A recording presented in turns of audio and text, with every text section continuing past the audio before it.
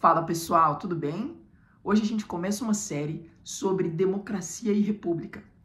Vamos nos inspirar nas sociedades que vieram antes da sociedade brasileira e também em muitos pensadores, grandes personalidades da história da humanidade, para a gente tentar entender o que significa viver na República Federativa do Brasil e como a gente pode levar a nossa democracia para um lugar, um patamar ainda melhor. Pessoal, hoje a gente vai refletir um pouquinho sobre a sociedade romana. E a ideia que a gente vai tentar encontrar a resposta é por que a sociedade romana conseguiu preponderar por tantos séculos, o que deu certo. E isso, antes mesmo dos anos zero, então antes de Cristo. E a tese que a gente vai explorar é de que o conflito em uma sociedade, então, em especial, o conflito entre grupos diferentes, então vamos supor, o conflito entre a aristocracia e o povo, o conflito entre diferentes instituições, o Senado e as tribunas da plebe. O conflito é o que faz que uma sociedade crie novas instituições, previna o decaimento e, assim, permita que a complacência e a corrupção não tomem conta das instituições públicas. Qual que é essa ideia, pessoal? Então, quando Maquiavel estava refletindo sobre quais são os fatores que explicam o sucesso romano, ele destacou que a gente tinha, se você olhasse para 3 diferentes instituições romanas, você iria pensar que o regime político era completamente diferente. Então, se você olhava para os 2 cônsuls, que eram, vamos dizer assim, as 2 pessoas que estavam no cargo mais alto ali dentro do poder público, em alguns momentos eles tinham um poder quase que monárquico absolutista, principalmente em guerra. Então, em guerras, os cônsuls, eles podiam, sem quase restrição, coordenar as operações no campo de batalha e recrutar quantos cidadãos eles quisessem. Quando você olhava para o Senado, que era a instituição responsável por controlar todas as finanças públicas e também todas as obras, os trabalhos na cidade, essa era uma instituição que era, então, você olha e fala, não, Roma era um regime oligárquico. A aristocracia, ou seja, aqueles que tinham mais renda, principalmente terra, era quem mandava, e eles coordenavam os cofres públicos. Então, na verdade, não é uma monarquia absolutista. Se você olha para o Senado, você diria que era uma oligarquia. Agora, se você olha para as tribunas da plebe, que eram as instituições responsáveis por serem as assembleias populares, em que o povo ele poderia, inclusive, dar punimento, punir pessoas. Então, houve momentos na história de Roma, acho que o exemplo mais interessante é quando um coronel foi condenado pelo povo por uma cláusula que você podia condenar qualquer pessoa em Roma, que era a cláusula da ambição. Se a sua ambição por poder pessoal estava colocando em xeque o bem da república, o povo podia condenar aquele magistrado, vamos assim dizer. Então, pessoal, as tribunas da plebe, elas tinham o poder de conferir honras, de dar punição, e também houve 2 particulares momentos muito interessantes na história de Roma, que o povo resolve sair da cidade em protesto, Então é o que eles chamam de secessão da plebe. E aí nisso a gente tem transformações geradas na sociedade romana a partir do momento que grande parte da população resolve ir embora. Então, pessoal, se você olha para cada um desses 3, os cônsuls, ou o Senado, ou as tribunas da plebe, você vai achar que o regime de Roma era diferente. Tinha 3 diferentes em um.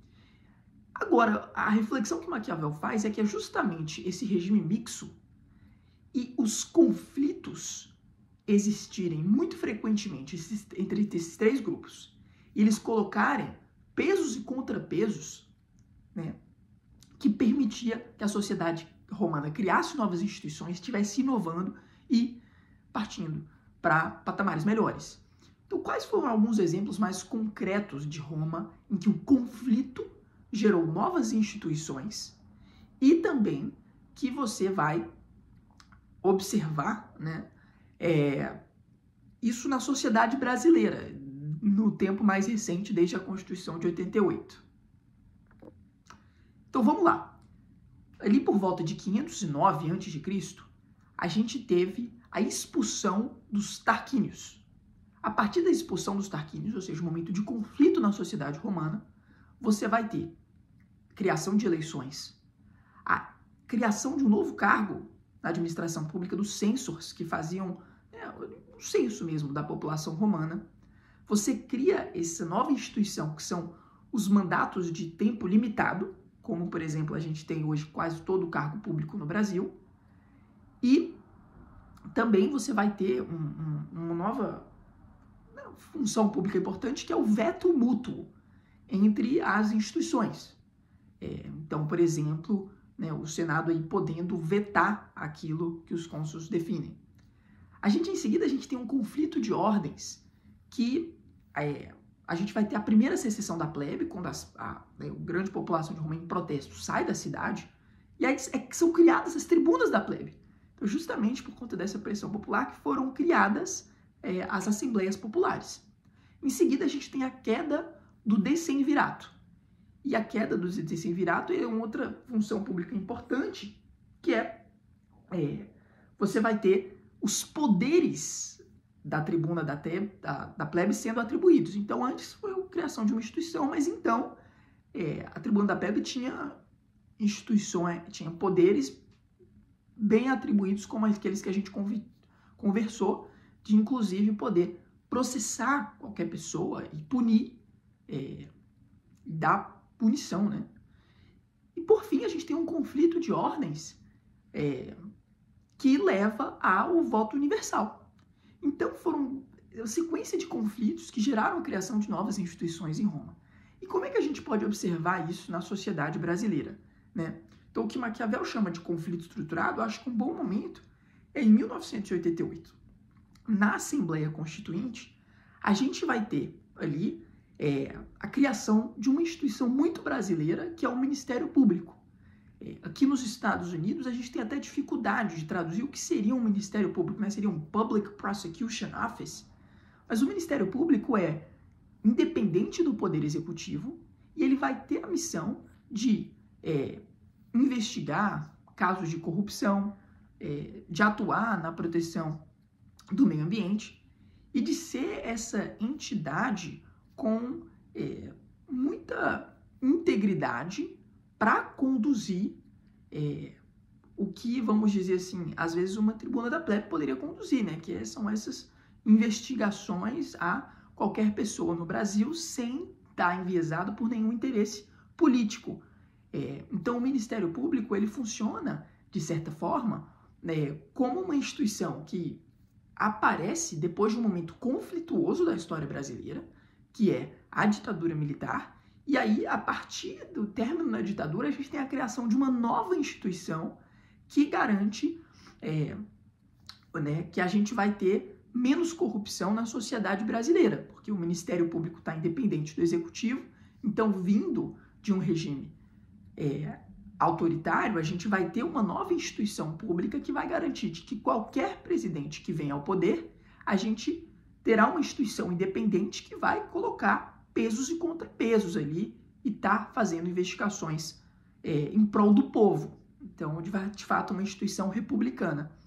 Então, pessoal, essa é uma reflexão aqui para a gente terminar, que qual que é o propósito de uma democracia, né? O propósito de uma democracia é o progresso da sociedade, é que a gente continue inovando, tendo uma convivência mútua, sejamos respeitados, e a forma como a democracia tenta obter isso é garantindo uma participação de todos os cidadãos nas grandes decisões de uma sociedade, seja de uma forma representativa, então você elege alguém que te representa, ou de uma forma direta, né, de você estar participando ali de condomínio, reunião de condomínio, para você definir o que vai acontecer com o seu prédio.